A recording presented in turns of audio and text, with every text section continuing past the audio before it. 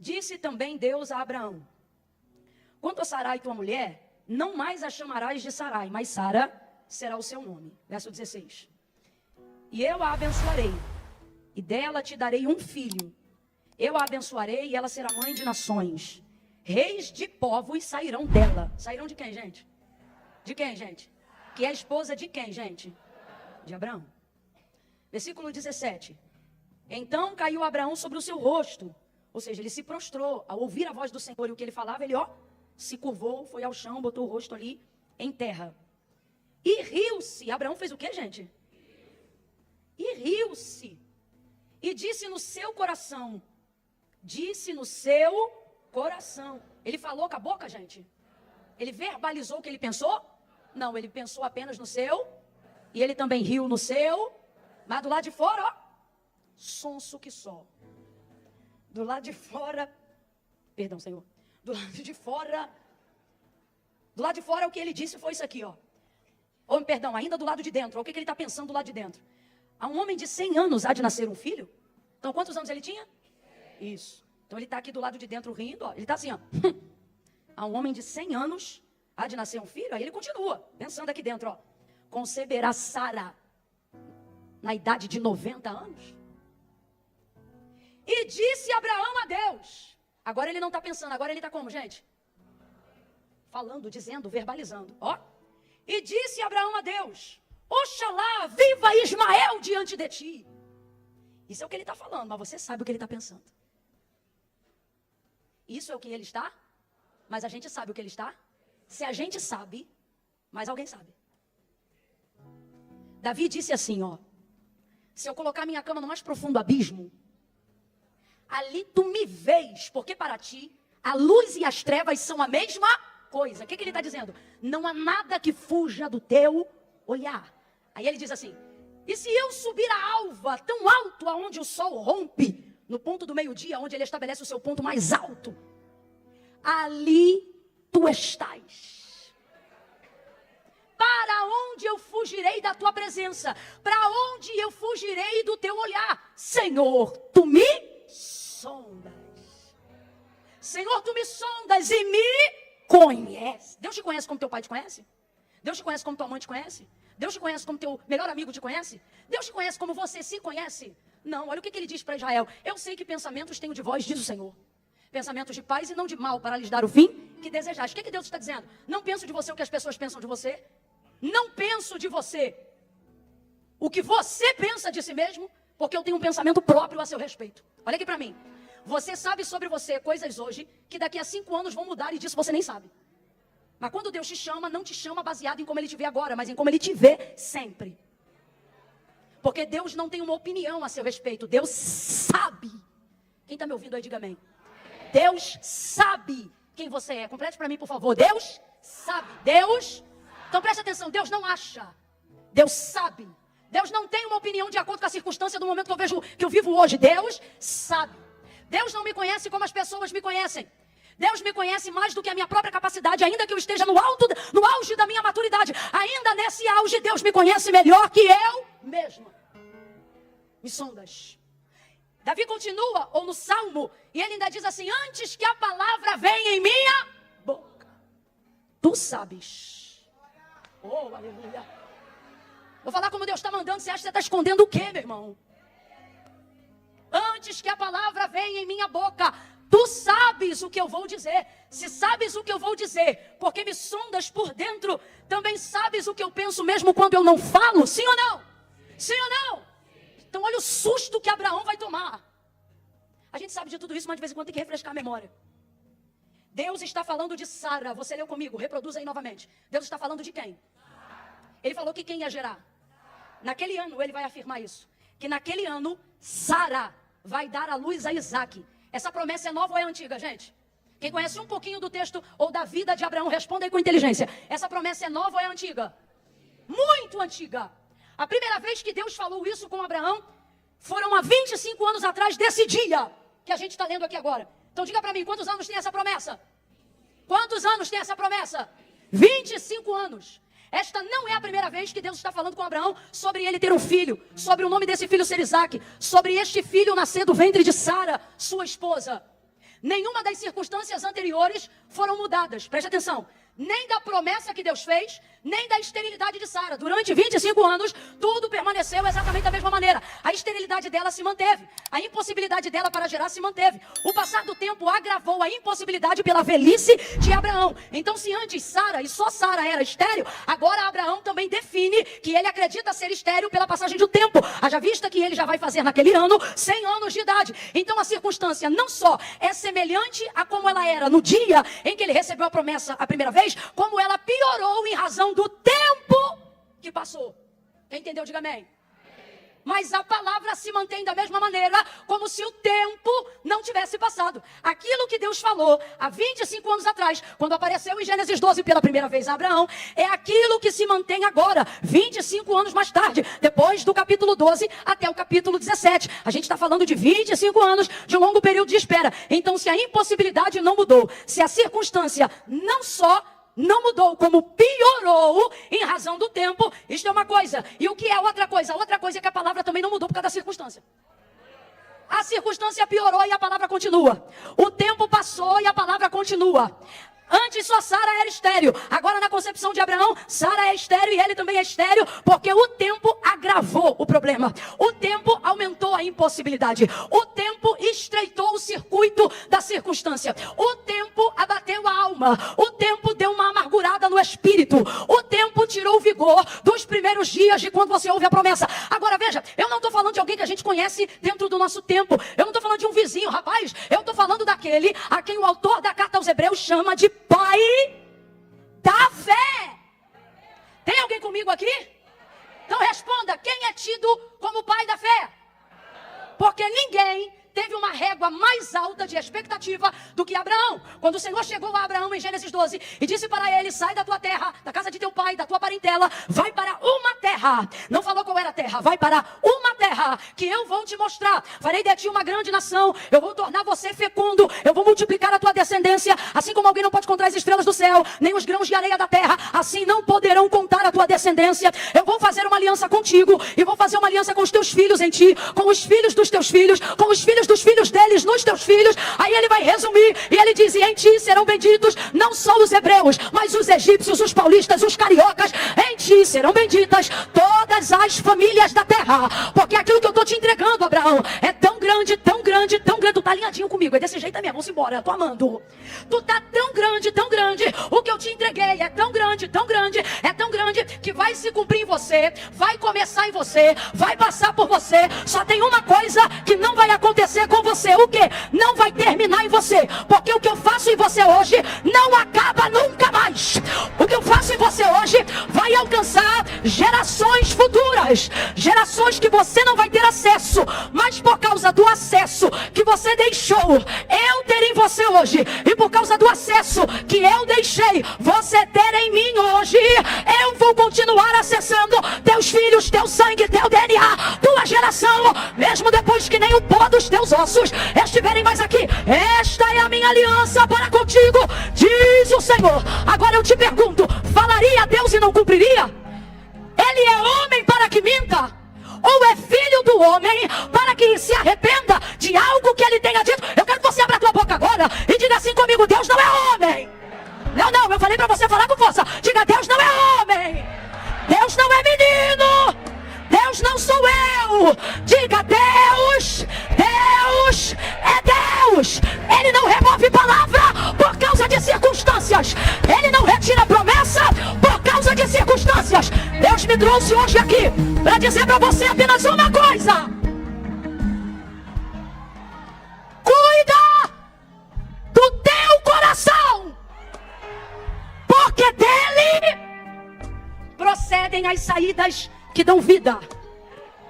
Então o que Deus está dizendo para mim, para você hoje aqui? Não te chamei para cuidar do que eu prometi. Não te chamei para ficar preocupado com o que eu falei. A cada dia que passa de uma promessa que Deus te fez e que ela ainda não se cumpriu, você não pode contar o tempo como presidiário. Como é que presidiário conta tempo? Ele marca um X na quantidade de tempo que ele está lá dentro. Passou um dia para não perder a noção do tempo. Às vezes a gente pega o que Deus falou com a gente e conta o tempo do não cumprimento, ou seja, o tempo da espera, o tempo que ainda não aconteceu, aquilo que Deus falou. A gente conta da seguinte maneira: mais um dia que não se cumpriu. Mais um dia que não se cumpriu. Mentira ou verdade, gente? Vamos falar a verdade, porque Deus sonda a gente, vamos jogar limpo nessa noite. Quando na verdade não deveríamos contar assim. Ao invés de dizermos mais um dia que não cumpriu, deveríamos dizer menos um dia para acontecer. Ah, não. Será que você entendeu? Você vai pegar a folhinha daquele calendário que você tem em casa. E ao invés de ficar marcando, dizendo quanto tempo passou e não aconteceu, você vai marcar o tempo dizendo, olha quanto tempo passou. Significa que está cada vez mais perto de acontecer. Oh. Por que devemos cuidar do nosso coração? Por que devemos cuidar nessa noite, não de fazer cumprir aquilo que Deus falou, mas de cuidarmos de nós, em como nós vamos estar quando Deus decidir cumprir. Por que eu estou dizendo isso? Vou falar rasgado que é para todo mundo entender. O que nós precisamos entender? O que Deus fala, Deus cumpre, sim ou não? Isso é responsabilidade de Deus, amém ou não amém? Agora, como eu estou quando se cumpre, não é responsabilidade de Deus, é responsabilidade minha. Não é sobre o que Deus vai fazer, é sobre como eu decidi esperar enquanto Ele não fazia. Deus está dizendo, sobre isso, eu não interfiro. Sobre isso é você que tem que desenvolver habilidade e capacidade para guardar e para acreditar naquilo que eu falei. Ninguém me contou, eu já vivi dias onde frequentei cultos de ações de graça. De gente que não tinha força para celebrar o próprio milagre. Por quê? Porque o que Deus tinha para fazer, Deus fez. A palavra que Deus prometeu se cumpriu. Mas quando chegou na hora de se cumprir, encontrou alguém que usou o tempo de espera para murmurar tanto, reclamar tanto, que tal pessoa adoeceu na alma. Tal enfermidade passou para o corpo. Irmãos, isso é bíblico. Tem enfermidade que é na área da saúde. Jesus cura a saúde. Agora, outras enfermidades, como por exemplo a mulher encurvada no templo, onde Jesus não deu saúde, ele repreendeu o espírito de enfermidade, mostrando que o que ela sentia não era uma questão genética ou humana, mas era algo espiritual, que começou no espiritual e passou para o físico. E existem pessoas que no momento do cumprimento daquilo que Deus falou, Deus faz a parte dele, mas elas não têm celebração, elas não têm saúde, elas não têm capacidade para desenvolver aquilo que Deus falou, para desfrutar daquilo que Deus deu. Aí você diz assim, mas também deixou passar um tempão. Antes eu era novo, agora eu já sou velho. Engraçado, porque todos aqueles que tiveram espírito pronto e coração guardado para receber o cumprimento de uma promessa, a nenhum deles na Bíblia o Senhor os encontrou caídos, enfermos e mal acabados. O próprio Davi dizia, fui moço, sou velho, nunca vi o justo desamparado, nem a sua descendência mendigar o pão. Eu estou falando de um ancião que tem disposição para dizer como nós temos que estar e como nós devemos aguardar a promessa de Deus, haja vista que ele produziu e deu frutos até na sua velhice, cumprindo assim o salmo que diz que assim são os que esperam no Senhor. Meu Deus, o que o profeta Isaías vai deixar pra gente na primeira pessoa? Os jovens, que aqui não fala de idade, está falando sobre comportamento, está falando sobre os apressados, aqueles que querem para ontem, aqueles onde tudo que tem que acontecer tem que ser rápido. Aí o que o profeta vai dizer? Que na verdade não é o profeta, é Deus na boca do profeta. Ele diz, os jovens se cansarão, os mancebos certamente cairão, mas os que esperam no Senhor. Então ele determina, me escute, ele determina a capacidade que você tem de receber algo, não pela força do seu braço, não pela juntura dos seus músculos, não pela sua idade. O que ele está determinando é o seguinte, que quem dá força para receber o que ele promete, não é cabelo, não é músculo, não é perna, ele está dizendo é espírito, é espírito. Aí olha o que o texto vai dizer, estes, os cansados, ou melhor, os apressados, vão se cansar e não vão aguentar. Os mancebos, ou seja, os imaturos, vão cair no meio do caminho, mas ele prossegue, mas só quem tem mais de 30 e se sente com 18, diga assim, mas se tiver um de 15 preguiçoso do teu lado, olha para ele com carinho e diz, mas os que esperam no Senhor renovarão as suas forças, subirão com asas como de águia, correrão e não se cansarão, correrão e não se cansarão. Há um renovo de Deus nessa casa. Ele trouxe gente hoje aqui para dizer, levanta o teu espírito que eu cuido do teu corpo, para você estar pronto para receber o que eu falei. Renovarão as suas forças, subirão. Olha para quem está do teu lado e diz, quem tem? Está fraco, pelo amor de Deus, que é isso? É por isso que Deus está mandando eu pregar essa palavra, teu espírito está batido. Olha para quem está do teu lado, busca a força da fraqueza e diz: quem tem? Isso. Espírito pronto. Carne é segundo plano. Camila, não entende nada, vai entender agora. Olha o que Salomão disse. Ele disse assim, Eclesiastes: o espírito de pé animará todo o corpo. Ele diz assim: mas se o espírito estiver abatido, quem pois o animará? O que o texto está dizendo é isso aqui, ó. Luta para manter teu espírito forte, porque o espírito forte levanta o corpo. Gente, quem está lutando aqui com dieta, academia, está entendendo o que eu estou falando? Não vira a chave do lado de fora se não virar do lado de dentro. Dieta não é não comer do lado de fora, é mudar a mentalidade do lado de dentro. Treino, academia, atividade física, seja lá o que for, todo mundo sabe. Não é a capacidade de tomar uma atitude do lado de fora, é a capacidade que a gente tem de virar uma chave do lado de dentro. E por isso que é tão difícil. É mais fácil expulsar demônio do que organizar a vida. Porque demônio se subordina ao nome de Jesus. Se é demônio, você diz: sai em nome de Jesus, é liberto e vai fazer o que tem que fazer. Mas o problema é que o demônio sai em nome de Jesus, você não. Eu não. Não expulsamos-nos. Precisamos controlar e lutar contra nós mesmos. E nessa hora que a gente vê que um espírito que não está pronto e uma mente fraca é pior do que um demônio. Porque a gente se sente como? Paralisado. Estou mentindo ou estou falando a verdade? É confrontador, mas é uma realidade. Você pensa assim: eu não venço porque a fúria é grande. Não, você não vence porque a sua cauterização é grande. A capacidade de perfuratriz na própria mente é grande. Por quê? Porque a perfuratriz está na tua mão. E você não consegue. Deixa isso para outro dia, para questões neurológicas, mas é verdade. Então, olha o que ele está dizendo. Que o espírito, quando está pronto, ele dá o comando para o corpo. Por que a Bíblia diz que na tricotomia do ser, nós estamos divididos da seguinte maneira: espírito, alma e corpo. Você que é visitante, que nunca ouviu isso, presta atenção. Nós somos dotados daquilo que chamamos de tricotomia do ser. E o que é isso? Espírito, alma e corpo. Espírito, o governo de Deus sobre mim, minha capacidade de me posicionar e me subordinar à vontade de Deus. Eu quero o governo de Deus, o controle de Deus. O não vivo mais eu, mas Cristo vive em mim. Amém? Espírito, capacidade de dominar a minha mente, capacidade de dominar sobre as minhas vontades da carne. O que é a alma? O que é a alma? A alma, ela não governa, ela só sofre efeito de causa. A alma transborda, a alma chora, a alma sente, a alma sofre. A alma às vezes se magoa com que o espírito ou a mente diz assim: não, isso aí foi sem querer. E a gente diz: eu sei, mas fica triste do mesmo jeito. O que é isso? Alma. Alma, personalidade, lugar sentimental que já nasceu comigo. Características pessoais de quem eu sou, mesmo quando não quero ser. E por fim o corpo. Então vamos lá. Trocando a mente e botando espírito, alma e corpo. O espírito governa, manda mensagem para a mente. A mente faz a alma sentir-se diferente. E a alma, de acordo com o que ela se sente, ela manda o corpo reagir. Agora veja, onde começa tudo? Aonde começa tudo? É disso que Salomão está falando. Se você souber botar o espírito de pé, o restante ele faz, é consequência. Agora, vamos lá. Qual é a área mais precária da nossa vida? Vida espiritual. Qual é o artigo de leitura mais vendido nos últimos 12 anos no meio cristão no Brasil? Produtos devocionais. Porque não se tem dificuldade para compreender qual é o caminho para buscar dom para milagres, oratória. Não se há dificuldade para se estudar sobre o que é hermenêutica, sobre como se tornar uma apologeta. Aonde está hoje a maior dificuldade? Vida devocional. Não é a performance que eu tenho no culto. É a vida que eu deveria ter no quarto.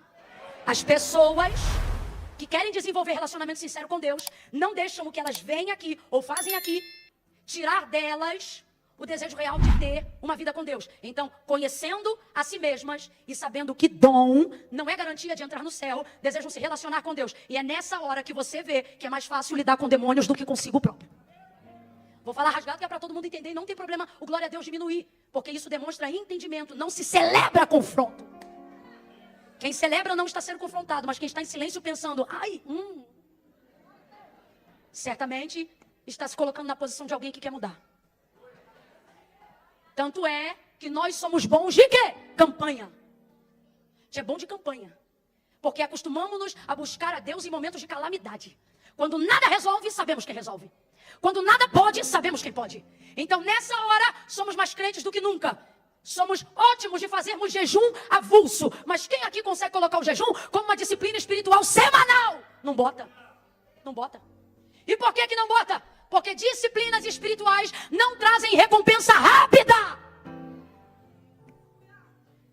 É uma questão de relacionamento a longo prazo. E a vida está tão corrida. Eu tenho tanta coisa para fazer. E é por isso que você está cansado. Mas quando tudo desaba e tudo te arrebenta, aí tu volta e recicla o espiritual. Só que Deus está dizendo, esse é o problema e é por isso que você não rompe. Porque você só quer me buscar na hora do socorro. Então tua vida é igual um eletrocardiograma. A hora você está bem, a hora você está mal. Porque você só busca Deus como medida de socorro.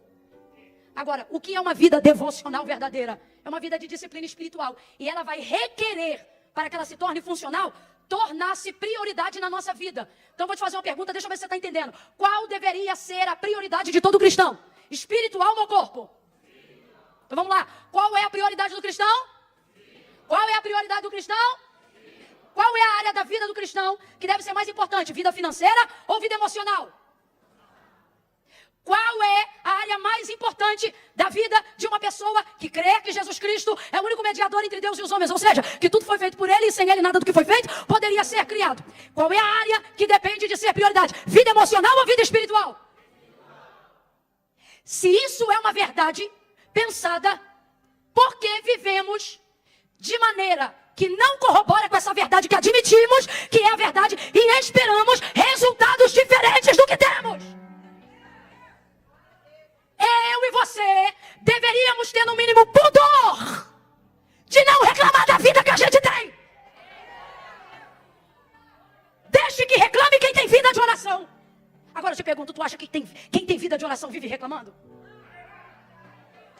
Mas você e eu, que não ora como deveria orar, acha que pode reclamar porque não tem dinheiro para gasolina. Acha que pode reclamar porque não mora onde gostaria. Acha que pode reclamar porque ainda não foi curado de doenças emocionais. Acha que pode reclamar porque está enfrentando enfermidades crônicas. Deus está dizendo, é sério isso? Então quer dizer que você admite que não tem vida devocional, que não se relaciona como deveria se relacionar, mas reclama da vida que tem. Só que sendo que você admite que sua vida espiritual deveria ter prioridade. Agora eu te pergunto, você passa dias sem comer? Fica com vergonha não, vamos jogar limpo. Você passa dias sem comer? Mas já passou dias sem orar? Sim, eu também. Sim, já passei. Dias sem orar. Sim. Você passa dias sem beber água? Mas já passou... Eu vou mais fundo agora, hein? Já passou semanas sem ler a Bíblia? Bora no coro, que aí não fica chato pra ninguém, porque não tem aqui bonitão perfeitão, não tem. Não tem, que se tiver eu vou pedir Deus pra te levar essa noite ainda pra não te contaminar com nada.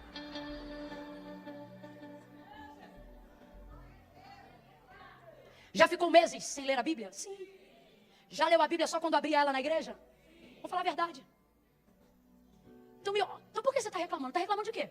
Você tem que ser coerente. Ou vida espiritual é prioridade, você não pode reclamar da sua vida, ou para começar a mudar a sua vida, você tem que voltar a colocar a sua vida espiritual em primeiro.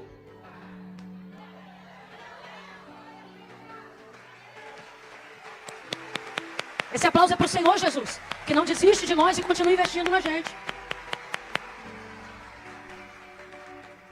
Então veja, por que promessas já não têm sobre nós o mesmo peso de glória que tiveram quando ouvimos de Deus? Porque palavras que nos impulsionavam e levantavam o nosso corpo deprimido da cama, hoje são as mesmas palavras, mas já não exercem o mesmo poder de impacto e de relevância sobre nós.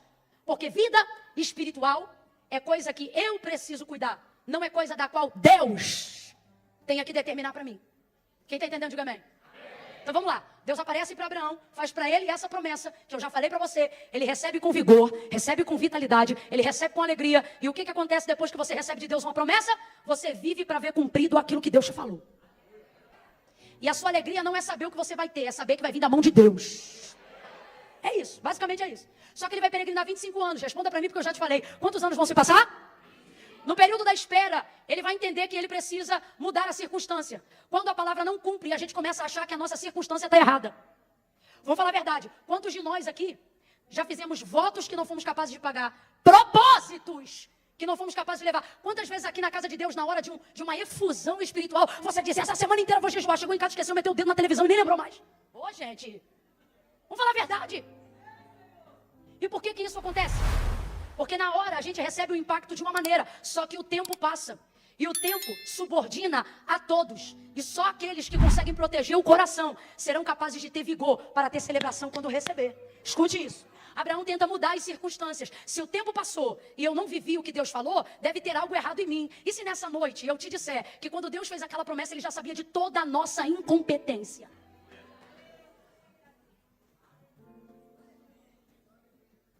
Pare de fazer promessas das quais você não vai cumprir. Está querendo impressionar quem? Deus está me usando aqui nessa noite para dizer, você só está errando porque quer me impressionar. E você não me impressiona. Deus está mandando dizer isso aqui para alguém. Sabe quando você me impressiona? Quando você admite que não tem capacidade de me impressionar. Nessa hora tu me impressiona.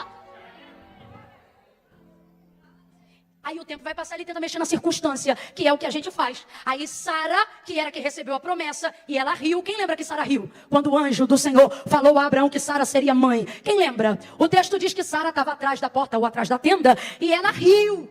E ele viu que ela riu. Aí ele confronta ela e diz, você riu? Ela diz, eu não ri não. Ele diz, riu sim. Ficou sem graça.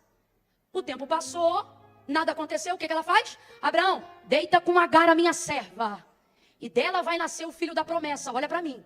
Essa não foi a promessa que Deus fez. Deus não disse que Agar ia ter um filho. Deus disse que quem ia gerar o filho da promessa? Quem, gente? Esposa de quem, gente? Só que ela diz, deita com Agar. E Abraão diz, tá bom, eu faço esse sacrifício. Deitou com Agar uma única vez. E ela vai gerar. E vai dar à luz a um filho que se chamava Ismael. Qual é o nome do filho de Agar? Bora, gente, qual é o nome do filho de Agar? Ismael. Vai dar maior conflito familiar. O pau quebra até hoje.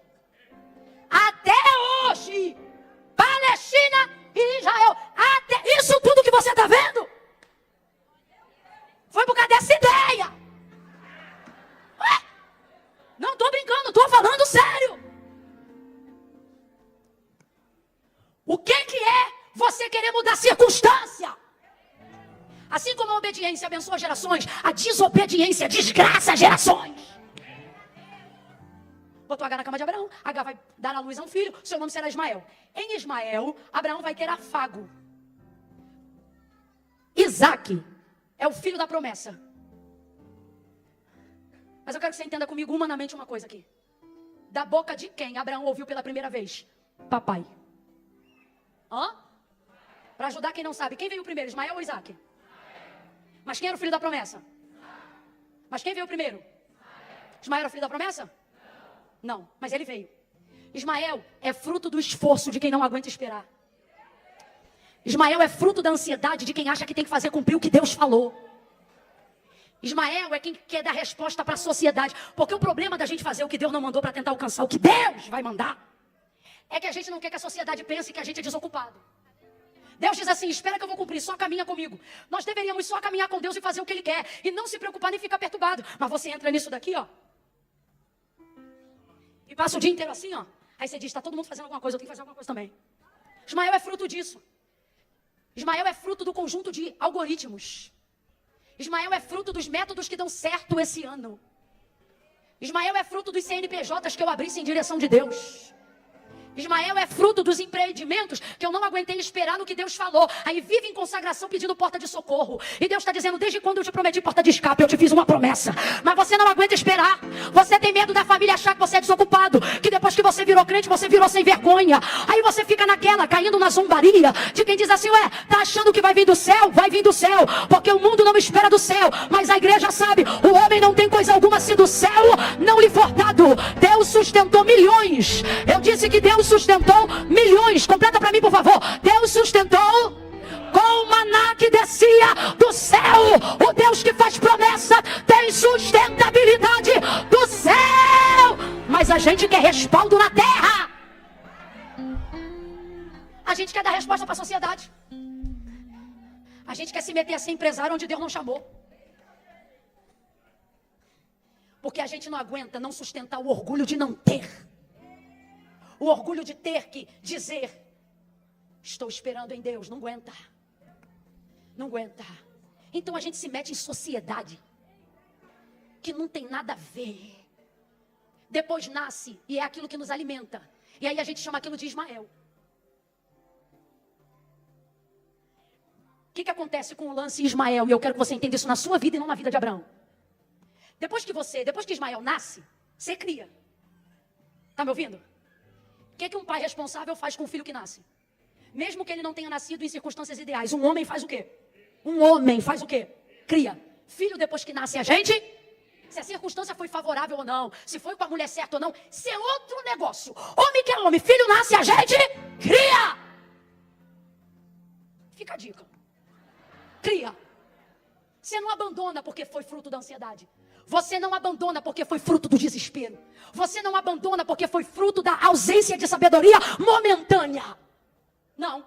Nasceu, agora vai criar. E vai dar problema na criação. Porque tudo que nasce na desobediência vai dar. Não adianta. Mas homem que é homem, cria. Sustenta, garante. Então preste atenção. Abraão vai criar. Ele cria. Então entenda, para nós hoje aqui, o que é Ismael? Aquilo que não veio de Deus, mas veio do meu braço, do meu esforço, do meu tempo, da minha frustração, de não conseguir esperar o que Deus ia fazer, então tentar dar um jeito para fazer do meu jeito. E agora nasceu e tenho que criar. Só que nessa criação, tem prazeres. Como, por exemplo, você ouviu eu dizer aqui, quem foi o primeiro a chamar Abraão de pai? E você acha que Abraão se sentiu como? Triste ou feliz? Hã? Feliz. Um homem que ainda não tinha filhos, de repente tem um gurizinho andando dentro de casa dizendo, papai. Abraão está feliz ou não está? Ele está afagado ou não está? Consolado, sim ou não? Ele está bem, sim ou não? Só que promessa não foi feita para deixar a gente bem. Foi feito para deixar a gente ótimo e Deus glorificado. Então Abraão está bem. E o tempo vai passar. Ismael agora é um rapazinho quase. O tempo passou, Ismael já é grandinho e ele está feliz. Quem ele quer que prospere? Ismael. Quem ele quer que cresça? Ismael. Quem ele quer que seja feliz? Ismael. Quem ele quer que tenha descendência? Perceba como Abraão não imagina mais Sara grávida. Perceba como com o tempo Sara também não se imagina mais grávida. Perceba como agora toda a expectativa que um dia foi colocada sobre Isaac agora está sobre a existência de um outro filho que não era plano de Deus. Qual é o nome dele? Isaac está caindo no esquecimento. E se nessa noite eu te disser que na primeira noite do Aviva, aqui na Devex Sorocaba, Deus te trouxe aqui para dizer que neste tempo presente da tua vida, não será como você pensa agora, vai ser como ele disse lá atrás. Camila, não estou entendendo, vai entender. O que ele está dizendo é o seguinte, te trouxe aqui nestes dias para te dizer que Isaac vem aí. Veja como algumas pessoas não celebram esta palavra e eu vou dizer por quê. Não é porque está cansado, é porque Isaac não te enche mais os olhos. Isaac fazia sentido quando combinava com aquela vida lá atrás, aonde as suas perspectivas eram outras, sua jovialidade era outra. Hoje você já enterrou gente que faz você pensar que se essa pessoa não está mais com você, não precisa nem cumprir Isaac. Porque a sua alegria era que aquela pessoa visse Isaac nascer. Hoje eu vim falar de uma coisa muito séria e eu não vou me alongar, eu vou terminar nesse tópico.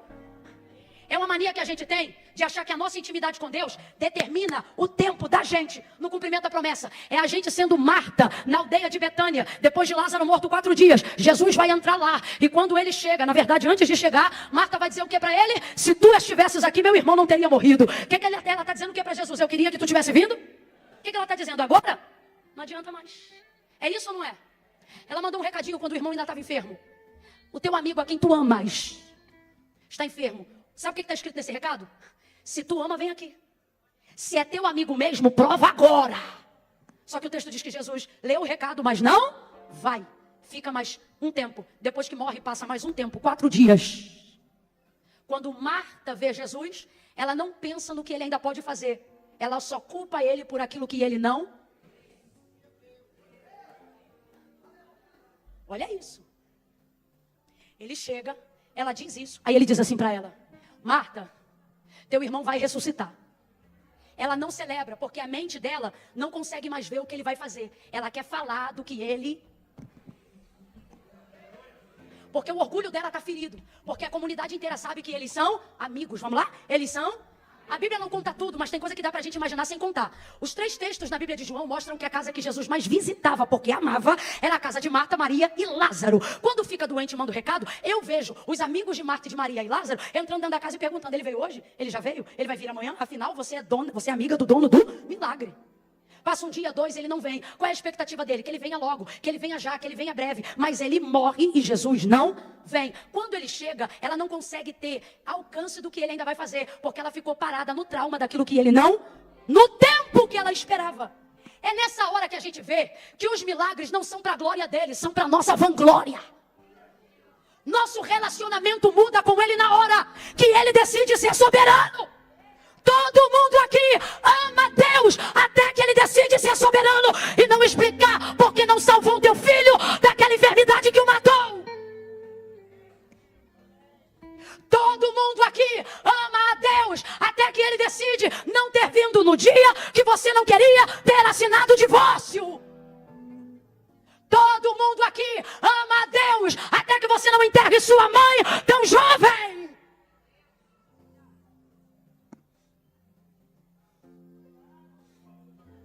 Todo mundo aqui ama a Deus até que Ele decida não se justificar pelo que deixou de fazer.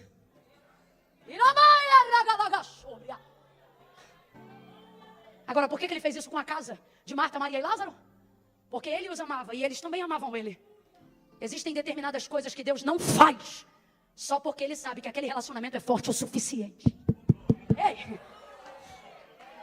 Alguém está entendendo? Alguém está entendendo? Agora eu tenho uma notícia para quem quer ser amigo.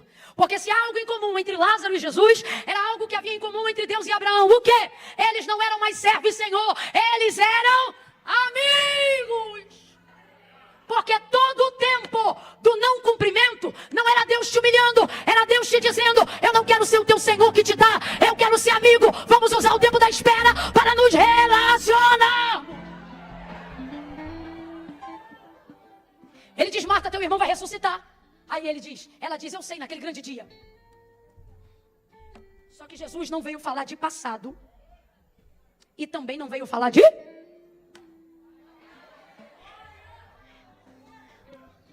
Ô, gente, olha isso. Se tu estivesse aqui, ou seja, eu queria que o Senhor tivesse vindo.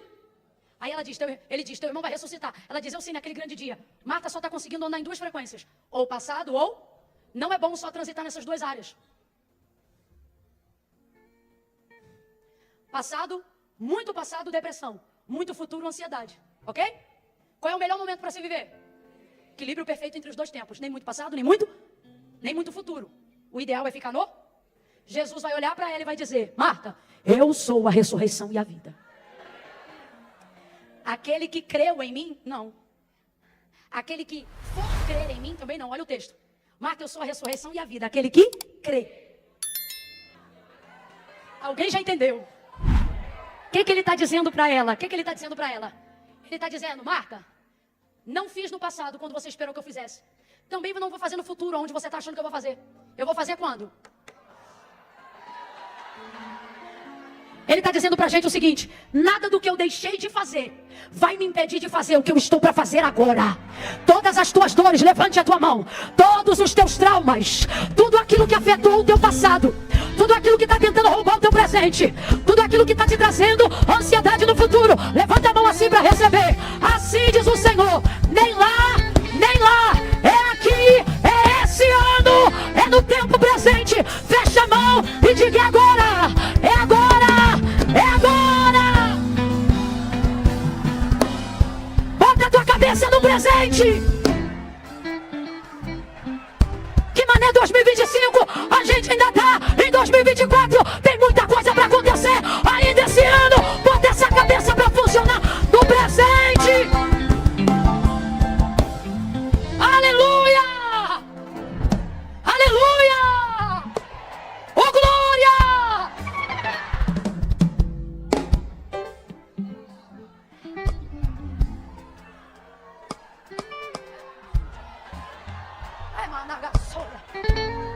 Só para quem é profeta e sabe que não está numa noite de entretenimento gospel. Bota a mão no ombro desse vizinho e deixa ele perceber que ele sentou do lado de um profeta do Deus Altíssimo. Sacode ela, sacode ele, vai, só sacode. E diga assim para ele: Deus não veio falar de Ismael. Ele veio te dizer que Isaac, vem aí. É presente agora. É pra esse ano, é pra esse tempo. Aleluia! Acende a chama em nós, Senhor. Deus não veio falar do que aconteceu. Deus não foi conversar com Marta do que aconteceu. Também não foi conversar com Abraão sobre a ideia que ele e Sara tiveram. Não! Deus veio falar do que ia acontecer aquele ano.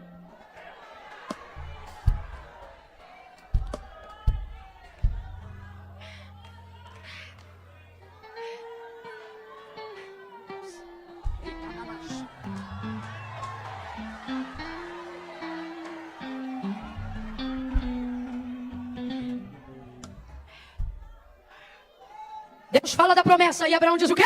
Oxalá, vive Ismael. O que ele está dizendo? Queira Deus, queira o Senhor, que tudo isso que o Senhor está me falando se cumpra em Ismael. Por que ele fala isso? Porque não acredita que um homem de 100 anos vai gerar Isaac. Não acredita que uma mulher de 90 anos vai gerar Isaac. Então ele pega toda a carga de anos de depósito e tenta colocar em Ismael.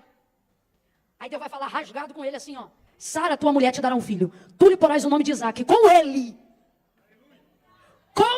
ele quem, gente? Ismael ou Isaac? Com ele quem? Eu estabelecerei a minha aliança perpétua. Eu vou falar como Deus está mandando. Ó, quando Deus faz uma aliança com você, é com você. Com quem você faz aliança é problema teu. Sabe o que Deus está dizendo? A aliança que você fez com quem você fez é problema teu. Agora, porque tu é um problema meu, eu vou abençoar Ismael. Só que eu quero te lembrar, minha aliança perpétua não é com Ismael, é com... Porque Ismael é fruto da sua ansiedade, mas Isaac é fruto da minha palavra. Sara vai gerar esse filho e ela vai ser mãe de reis. Ela vai gerar reis de povos e nações. Deus nos trouxe aqui para dizer para a gente, ou você volta a imaginar Isaac como quando você imaginava quando ainda nem tinha Ismael.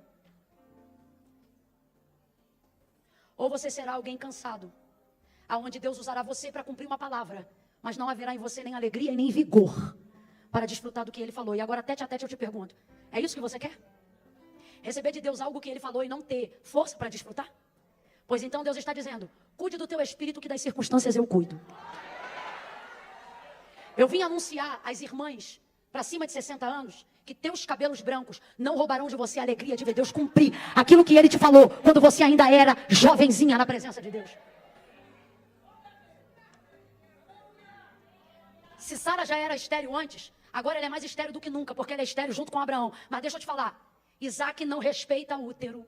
Isaac não respeita esterilidade. Isaac não respeita a idade. Isaac não respeita a circunstância desfavorável. E por que não, Camila? Porque Isaac não é fruto do tempo de espera, é fruto do cumprimento de uma palavra. E quando chega o tempo dela se cumprir, ela se cumpre. Isaac vem aí. Ih, Deus está mandando eu dizer isso aqui. Isaac vem aí. Deus não vai acabar com o patrimônio emocional e espiritual que você construiu no tempo da espera. Mas isso é Ismael. Ele está dizendo, eu até vou abençoar o teu esforço, mas a tua realização, ela virá no cumprimento da minha palavra. Eu vou fazer o que nunca com o teu esforço você poderia ter feito para você mesmo. Você vai se realizar em mim, vai glorificar a mim. Sara gera Isaac. Isaac nasce. E nasce quando? Grita comigo. Naquele ano.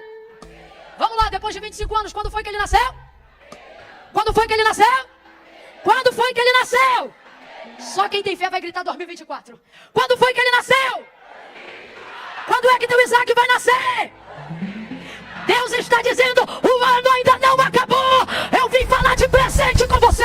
Dá um salto dessa cadeira. Quem ainda tem espírito para receber Isaac, manda ver, Deus.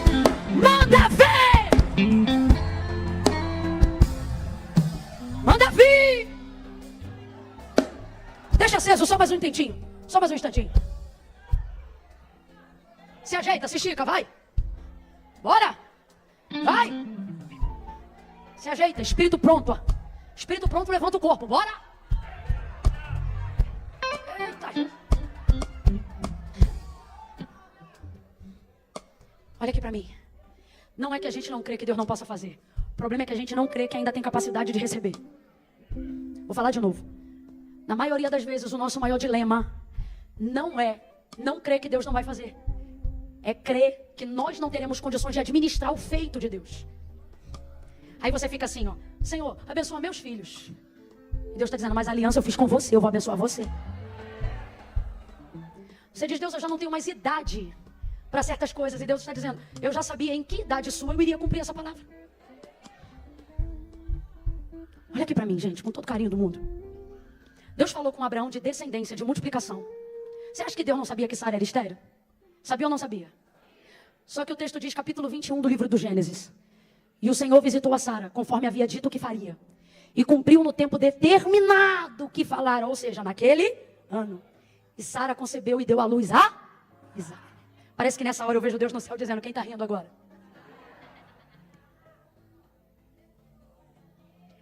O cumprimento de tudo que Deus falou para Abraão iria se cumprir em Isaac. Porque a multiplicação da descendência viria nele. Quem está me ouvindo, diga amém.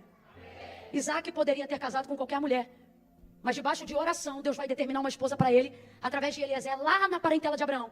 Ele vai chegar num poço, vai orar e de repente vai chegar uma moça que se chamava Rebeca. Essa é a escolhida para casar com o filho da promessa. Qual é o nome dela? Ele se casa com ela e imediatamente o texto diz assim, e Rebeca era... Aí eu te pergunto, será que Deus não sabia que está escolhendo uma casa de mulheres estéreis para falar de multiplicação e descendência? Aí, pasme, o texto diz assim, Isaac orou e o Senhor visitou Rebeca. E Rebeca gerou Jacó e Esaú. Vai ouvindo aí que não acabou, não? Duas nações no ventre. Nasce Jacó e Esaú. Esaú nasce primeiro, Jacó nasce depois. Jacó recebe a eleição para ser o escolhido. Nosso Deus tem um testemunho patenteado nessa família. Todo Israel sabe que Deus é Deus de Abraão, Isaac e Jacó. Deus de Abraão, Deus que faz promessa. Deus de Isaac, Deus que cumpre tudo o que promete. Deus de Jacó, Deus que dá manutenção àquilo que já realizou. Deus de Abraão, Deus de Isaac, Deus de Jacó foi o escolhido. Esaú, mulheres, filhos, todo ano, de várias ao mesmo tempo. Não podia ter sido dele para multiplicar a descendência, o cara dá filho igual uva. Mas não, Deus escolhe quem? Jacó. Aí ele se apaixona por uma mulher, que se chamava Raquel. Trabalha por ela 7 anos e recebe a irmã. Porque o sogro enrola ele. Trabalha mais 7, 14, para casar com quem ele amava. E você achando aí que aquela menina é difícil. Ele se apaixona por ela, então ele trabalha por ela. Qual era o nome daquela que ele amava? Raquel. Vamos lá? Qual era o nome daquela que ele amava? Só que ele já tinha casado com Lia, ou Leia. Essa mulher dava filho todo ano. Todo ano ela dava filho, irmão. O cara não respeitava nem o resguardo dela, Samuel. Todo ano. Meu Deus, por que eu sou assim? Lia dava filho. Só que a maior promessa para guardar o povo de Deus ia vir daquela que ele amava. E qual era aquele que ele amava? Mas Raquel era o quê? Alguém está entendendo o que Deus está falando? Com todo carinho, Deus fala mais carinhoso do que eu. Vou tentar falar do meu jeito que é para você entender. Deus está dizendo, não preciso de você para nada. Eu só quero que você creia e espere. Mas não espera murmurando, espera com paciência, espera animado, espera feliz por ser portador de uma palavra. E quando alguém for zombar de você e falar, tá esperando o quê? Tu não tem nada, tu vai dizer, rapaz, eu tenho tudo. Mas tu tem o quê? Eu tenho uma palavra, eu estou debaixo de uma palavra. E quem me deu essa palavra foi Deus. Raquel era estéril. Aí o texto diz que o quê? Jacó orou. Aí Deus visitou a Raquel. E ela deu à luz a José. E ele vai ser aquele que é tido como, simbolicamente, um Cristo do Antigo Testamento. Vai preservar toda a descendência de Abraão. Todas as mulheres da casa de Abraão eram estéreis. O testemunho do Deus de Abraão, Isaac e Jacó é pautado num tripé de circunstâncias desfavoráveis. Aí está você aqui dizendo, por mim não precisa mais cumprir não. E Deus está dizendo, será que eu, o Senhor, que fiz o que fiz nessa casa, não posso fazer na tua vida este ano ainda? Deus está dizendo aqui pra gente, eu quero a tua cabeça no presente. Fecha os olhos, curva a sua cabeça aí agora. Levanta a cabeça de novo, olha pra mim rapidinho. Ai, Camila, calha a boca que eu quero ir embora. Quem é que tá te segurando? Deixa eu só te falar uma coisa. 5 minutos lá fora não mudam nada. Mas aqui cada minuto pode mudar até 1 ano da nossa vida. Segunda coisa, e a gente vai orar. Olha, com todo carinho, gente. Você pode falar de Deus o dia inteiro. Eu posso pregar 2, 3, 4 horas aqui. Tá amarrado, eu não vou. Só que entenda uma coisa. Falar de Deus não é a mesma coisa que falar com Deus.